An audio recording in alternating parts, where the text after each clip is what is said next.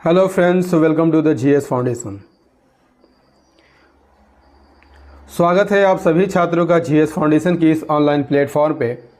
और आज से लगभग 15 दिनों के बाद आप सभी के समक्ष उपस्थित हो गया हूँ दोस्तों। लेकिन मैं अब आपके लिए लगातार वीडियो लाता रहूँगा।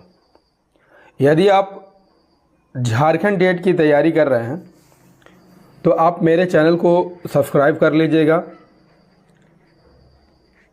बेल आइकन को जरूर प्रेस कर लीजिएगा। आज के सेशन में हम लोग करने वाले हैं सोशल स्टडी में इतिहास से संबंधित प्रश्नों को।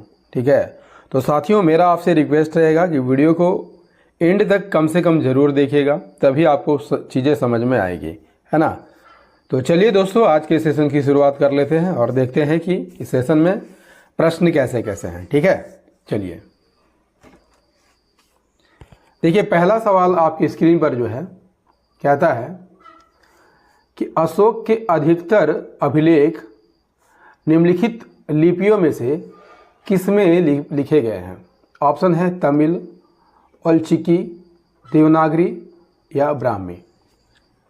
अशोक के अधिकतर अभिलेख जो है किस लिपि में लिखे गए हैं, आंसर करना है ना।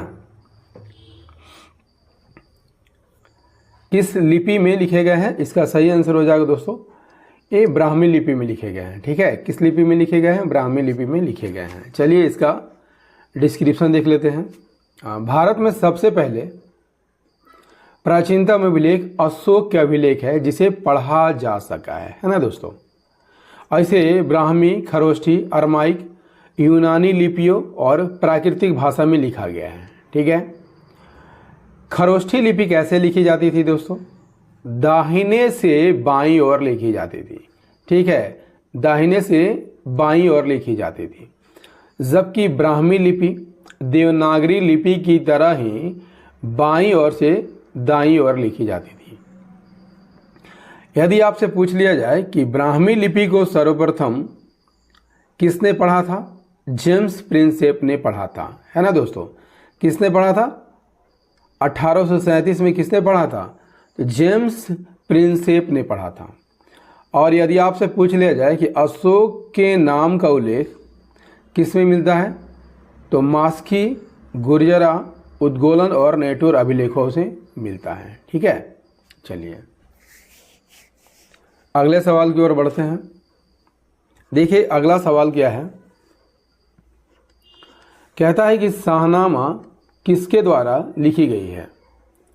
उमर खयाम, फिरदौसी, शेख सादी या कौंडिन्य के द्वारा। आंसर कीजिए, शाहनामा किसके द्वारा लिखी गई है।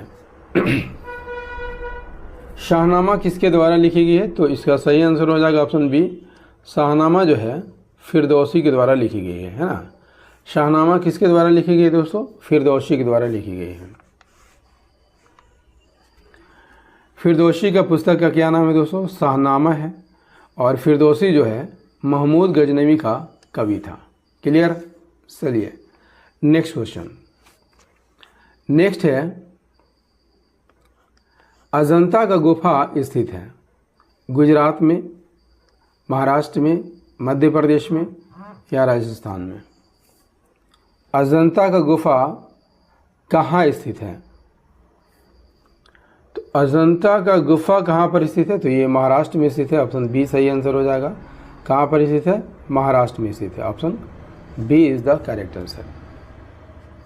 अजंता की गुफा महाराष्ट्र के औरंगाबाद जिले में है। लगभग 29 चट्टानों को काट कर इसका निर्माण किया गया है। कब के हैं, द्वितीय शताब्दी ईसा पूर्व में बनाए गए थे। अजंता गुफा को सन 1983 में यूनेस्को ने विश्व धरोहर स्थल घोषित किया है। ठीक है, नेक्स्ट कर लेते हैं। कहता है कि सिंधु सभ्यता के किस स्थान की सर्वप्रथम खुदाई की गई थी। इनका, एज़टेक, हड़प्पा या लोथल। आंसर कीजिए,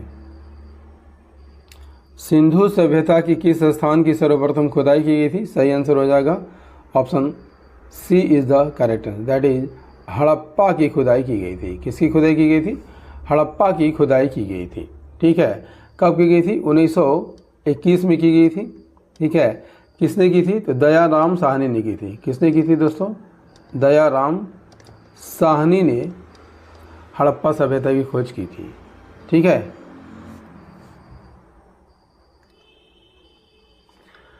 हड़प्पा की बात कर लिया जाए तो रावी नदी के किनारे आपको देखने को मिलता है। इसकी खोज 1921 में दयाराम साहनी ने की थी। ठीक है, पाकिस्तान के पंजाब प्रांत में स्थित मोंटगोमरी जिला में यह स्थित है। इस सभ्यता को हड़प्पा सभ्यता के नाम से जाना जाता है। कैसी सभ्यता थी? कांस्य युगीन सभ्यता थी, जिसे आद्य ऐतिहासिक के रूप में माना जाता है। क्लियर ना? चलिए नेक्स्ट क्वेश्चन। नेक्स्ट है, निम्नलिखित में से किस सैंधव स्थल से अग्निकुंड के साक्ष्य मिले हैं? दोस्तों, अग्निकुंड के साक्ष्य जो है आपको दो स्थानों से मिलता है। एक तो हो गया लोथल, दूसरा हो गया कालीबंगा। ठीक है, यानी उपयुक्त दोनों जगहों से अग्निकुंड के साक्ष्य मिलते हैं, लोथल और कालीबंगा दोनों जगहों से। अग्निकुंड कालीबंगा और लोथल दोनों से मिलता है। कालीबंगा राजस्थान में है और लोथल गुजरात में है। ठीक है, कालीबंगा में घरों के अंदर और बाहर अग्निकुंड पाए गए हैं। कालीबंगा की खोज किसने की थी? अमलानंद घोष ने की थी। ठीक है, और यह राजस्थान के गंगा नगर के पास हनुमानगढ़ में स्थित है। लोथल बता चुका हूँ गुजरात में है। लोथल गुजरात के पास कर्मकांडों के लिए अग्निवेदियाँ थी। ठीक है, इसकी खोज किसने की थी? लोथल की खोज किसने की थी? रंगनाथ राव ने 1955 में की थी। चलिए नेक्स्ट क्वेश्चन की ओर बढ़ते हैं। नेक्स्ट हमारा है, मौर्य काल में कृषि विभाग का प्रधान कौन होता था? लक्षणाध्यक्ष, अग्राध्यक्ष, शीताध्यक्ष, पौतवाध्यक्ष? आंसर कीजिए। मौर्य काल में कृषि विभाग का प्रधान कौन होता था? इसका सही आंसर हो जाएगा ऑप्शन सी, शीताध्यक्ष होता था। ठीक है ना, शीताध्यक्ष जो है कृषि विभाग का प्रधान होता था। शीताध्यक्ष कृषि विभाग का प्रधान होता था। ठीक है, अग्राध्यक्ष खनिज विभाग का प्रधान, लक्षणाध्यक्ष टकसाल विभाग का प्रधान होता था और पौतवाध्यक्ष बाट, तराजू या माप की जांच करने वाला होता था। नेक्स्ट है, चंद्रगुप्त मौर्य के गुरु कौन थे? वात्स्यायन, चाणक्य, पराशर या कनाद? आसान सा सवाल है, सही आंसर हो जाएगा। चंद्रगुप्त मौर्य के गुरु कौन थे? चाणक्य। और चाणक्य की सहायता से ही इन्होंने नंद वंश के अंतिम शासक घनानंद को हराकर, ठीक है, नंद वंश की स्थापना की थी। क्लियर? चाणक्य की बात कर लिया जाए तो चंद्रगुप्त मौर्य का प्रधानमंत्री या महामंत्री कुछ भी कह लीजिए, कौटिल्य और विष्णुगुप्त के नाम से भी जाने जाते थे। उन्होंने नंद वंश का नाश किया। किसकी सहायता से? चंद्रगुप्त की सहायता से, और चंद्रगुप्त मौर्य को राजा बनाया था। ठीक है, इनकी एक पुस्तक है अर्थशास्त्र। इसमें राजनीतिक, अर्थनीति, कृषि, सामाजिक नीति आदि देखने को मिलता है। अर्थशास्त्र मौर्यकालीन भारतीय समाज का दर्पण माना जाता है। ठीक है, चलिए नेक्स्ट है, अंतिम मौर्य शासक कौन था? ये भी क्वेश्चन जो है काफ़ी इंपॉर्टेंट क्वेश्चन है दोस्तों। अंतिम मौर्य शासक कौन था? इसका सही आंसर हो जाएगा वृद्धरथ। ठीक है, मौर्य वंश की स्थापना की थी किसने की थी? चंद्रगुप्त मौर्य ने की थी। ठीक है, इसी के पुत्र आपको कौन थे? बिंदुसार थे, बिंदुसार। और बिंदुसार के पुत्र कौन थे? अशोक थे। ठीक है, और सबसे अंतिम राजा कौन थे? वृद्धरथ थे। ठीक है, मौर्य वंश का संस्थापक चंद्रगुप्त मौर्य को माना जाता है। चंद्रगुप्त मौर्य का पुत्र बिंदुसार था, बिंदुसार का पुत्र अशोक, और बिंदुसार की मृत्यु के बाद 273 ईसा पूर्व में अशोक ने मगध का शासन अपने हाथों में ले लिया, किंतु अशोक ने 269 में अपना राज्याभिषेक करवाया था। अंतिम शासक वृद्धरथ था। अंतिम मौर्य शासक कौन था? वृद्धरथ था, इसके एक सेनापति थे पुष्यमित्र शुंग। ठीक है, पुष्यमित्र शुंग इसके सेनापति थे और इसी ने वृद्धरथ की हत्या करके शुंग वंश की स्थापना की थी। क्लियर। नेक्स्ट है इल्तुतमिश किस वंश का शासक था? सैयद वंश, खिलजी वंश, गुलाम वंश, लोदी वंश। इल्तुतमिश किस वंश का शासक था? तो इल्तुतमिश गुलाम वंश का शासक था। ऑप्शन सी सही आंसर हो जाएगा। इल्तुतमिश को गुलाम वंश का वास्तविक संस्थापक माना जाता है ना। वह आराम शाह के बाद गद्दी पर बैठा था। आराम शाह कौन था? कुतुबुद्दीन ऐबक का गोद लिए हुआ पुत्र था, दत्तक पुत्र था। ठीक है, इससे पहले यदि आपसे पूछ लिया जाए कि इल्तुतमिश कहाँ का गवर्नर था, तो बदायूं का गवर्नर था। कहाँ का था? बदायूं का गवर्नर था। इल्तुतमिश ने आराम शाह को गद्दी से हटाया और स्वयं शासन जो है अपने हाथों में लिया और शमसी वंश की स्थापना की थी। इल्तुतमिश ने 18 फरवरी 1229 को बगदाद की खलीफा, कहाँ के खलीफा? बगदाद के खलीफा, ठीक है, बगदाद के खलीफा अल्तमुस्तनीर बिल्लाह से राजदूत से अभिषेक पत्र प्राप्त किया था। ठीक है, क्या प्राप्त किया था? अभिषेक पत्र प्राप्त किया था। ठीक है, चलिए नेक्स्ट है दीन इलाही की स्थापना किसने की थी? मोहम्मद गजनवी, हुमायूं, अकबर या शेरशाह सूरी। तो दीन इलाही की स्थापना किसने की थी? अकबर ने की थी। Option C is the correct answer. Din Ilahi की स्थापना कब की गई थी? 1582 ईस्वी में। ठीक है, किसके द्वारा? मुगल सम्राट अकबर के द्वारा इसकी स्थापना की गई थी और यह सभी धर्मों का सार था। इसमें हिंदू, इस्लाम, पारसी, जैन और ईसाई धर्म के मूल विचारों को इसमें शामिल किया गया था। दीन इलाही का प्रधान पुरोहित यदि आपसे पूछ लिया जाए कौन था? अबुल फजल था। कौन था दोस्तों? अबुल फजल था। ठीक है, दीन इलाही का प्रधान पुरोहित कौन था? अबुल फजल था और इसने अकबरनामा की रचना की थी। ठीक है, किसकी रचना की थी? अकबरनामा की रचना की थी। क्लियर ना। चलिए, दीन इलाही को अपनाने वाला एकमात्र हिंदू कौन था? महेश दास था। कौन था दोस्तों? महेश दास जो था दीन इलाही को अपनाने वाला एकमात्र हिंदू था और इसे ही बीरबल के नाम से जाना जाता था। ठीक है, चलिए नेक्स्ट। निम्नलिखित में से किसे शाहजहां द्वारा निर्मित नहीं कराया गया था? ताजमहल शाहजहां द्वारा निर्मित कराया गया है। दिल्ली का लाल किला शाहजहां द्वारा निर्मित कराया गया है। दिल्ली की जामा मस्जिद भी शाहजहां ने बनवाया है। और यदि आप बात कर लिया जाए बुलंद दरवाज़ा का, तो इसका निर्माण किसने कराया था? इसका निर्माण अकबर ने कराया था। ठीक है, कहाँ करवाया था? फतेहपुर सीकरी में करवाया था। फतेहपुर सीकरी कहाँ है? यूपी में है। ठीक है, option D is the correct answer. बुलंद दरवाज़ा भारत के उत्तर प्रदेश में फतेहपुर सीकरी में स्थित है। निर्माण अकबर ने 1571 में कराया था। ठीक है, किस कारण करवाया था दोस्तों? क्योंकि उसने गुजरात पर विजय प्राप्त की थी। ठीक है, और गुजरात पर विजय प्राप्त करने की स्मृति में ही बुलंद दरवाज़ा का निर्माण किया गया था। हिंदू और फारसी स्थापत्य कला का नमूना उदाहरण का अद्भुत उदाहरण है दोस्तों। और लाल बलुआ पत्थर से इसका निर्माण किया गया है, जिस पर सफ़ेद संगमरमर से सजाया भी गया है। चलिए नेक्स्ट है खानवा का युद्ध किन के बीच लड़ा गया था? बाबर और राणा सांगा, बाबर और इब्राहिम लोदी, बाबर और सिकंदर लोदी या बाबर और हयात खान। खानवा का युद्ध किसके बीच लड़ा गया था? खानवा का युद्ध किसके बीच लड़ा गया था दोस्तों? खानवा का युद्ध किसके बीच लड़ा गया था?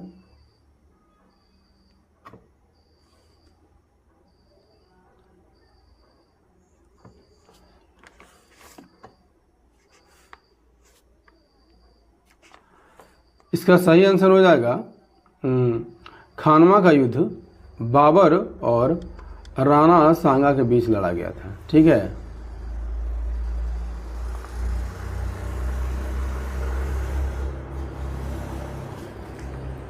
किसके बीच लड़ा गया था? बाबर और राणा सांगा के बीच लड़ा गया था। Option A is the correct answer.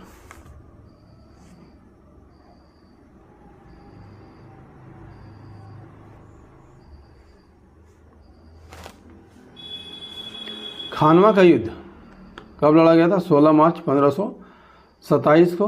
और खानवा कहाँ पर है? आगरा से 35 किलोमीटर दूर। ठीक है, अब बाबर और मेवाड़ के राणा सांगा के मध्य लड़ा गया था। इसमें किसकी विजय हुई थी? तो बाबर की विजय हुई थी। नेक्स्ट कर लेते हैं।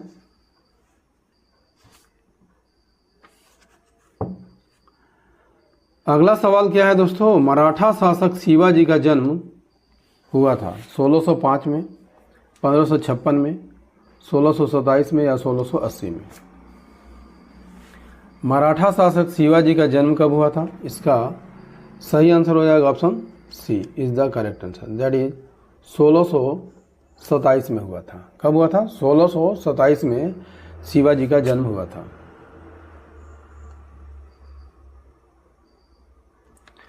शिवाजी का जन्म 19 फरवरी 1680 को शिवनेरी के किले में हुआ था। शिवनेरी का किला कहाँ देखने को मिलता है? महाराष्ट्र राज्य के पुणे जिले में। इनके पिता का नाम कौन था? शाहजी भोसले। ठीक है, माता जीजाबाई थी। शिवाजी ने वर्ष 1659 में पुणे में शाइस्ता खां की एक बड़ी सेना को हरा दिया था। 1665 में एक संधि हुई थी शिवाजी और राजा जय सिंह के बीच। ठीक है, कौन सी संधि थी? पुरंदर की संधि थी। ये इंपॉर्टेंट फैक्ट है दोस्तों, आप इसे नोट कर लीजिएगा। नेक्स्ट, पानीपत की तीसरी लड़ाई में मराठों को पराजित किसने किया था? मुगलों ने, अफगानों ने, अंग्रेजों ने, सिखों ने? पानीपत की तीसरी लड़ाई में मराठों को किसने पराजित किया था? अफगानों ने पराजित किया था। Option B is the correct answer. Panipat का तीसरा युद्ध कब हुआ था? यदि आपसे पूछ लिया जाए 14 जनवरी 1761 को। मराठा साम्राज्य और अफगानिस्तान के अहमद शाह अब्दाली के बीच। पानीपत के तीसरे युद्ध में मराठा सेना का नेतृत्व यदि आपसे पूछ लिया जाए किसने किया था? सदाशिव राव भाव ने किया था। सदाशिव राव भाव ने किया था। ठीक है, नेक्स्ट है, मेगास्थनी ने किस नगर को महान नगर कहकर पुकारा था? महान नगर कहकर रोपड़, भगवानपुरा, मथुरा या रोपड़? सही आंसर हो जाएगा ऑप्शन सी। मथुरा को मेगास्थनी ने महान नगर कहकर पुकारा था। नगर क्या होता है ये देख लेते हैं। नगर वह क्षेत्र होता है जहाँ की कम से कम 70% जनसंख्या जो है गैर कृषि कार्यों में संलग्न है ना। भारत की प्रथम नगरीय सभ्यता कौन थी? हड़प्पा सभ्यता थी। और पुराने नगरों में रोपड़ पंजाब में है, भगवानपुरा हरियाणा में है, रोजदी गुजरात में है और मथुरा उत्तर प्रदेश में है। ठीक है, मेगास्थनी ने अपने लेखों में मथुरा नगर को एक महान नगर कहा है। कैसा नगर कहा है? महान नगर कहा है। ठीक है, चलिए नेक्स्ट। दोस्तों, एसएसटी का ये सेशन आपको कैसा लगा? उम्मीद है काफ़ी अच्छा लगा होगा दोस्तों। यदि आपको सेशन पसंद आया हो तो एक लाइक कर दीजिएगा, अपने दोस्तों के साथ इसे शेयर कीजिएगा। और यदि आप भी इस चैनल पर नए हैं तो आप चैनल को ज़रूर सब्सक्राइब कर लीजिएगा। दोस्तों, मैं लगातार आपके लिए वीडियो लाता रहूँगा। सेशन कैसा लगा एक बार कमेंट करके ज़रूर बताइएगा। ठीक है, चलिए मिलते हैं अगले सेशन में। तब तक के लिए जय हिंद, धन्यवाद।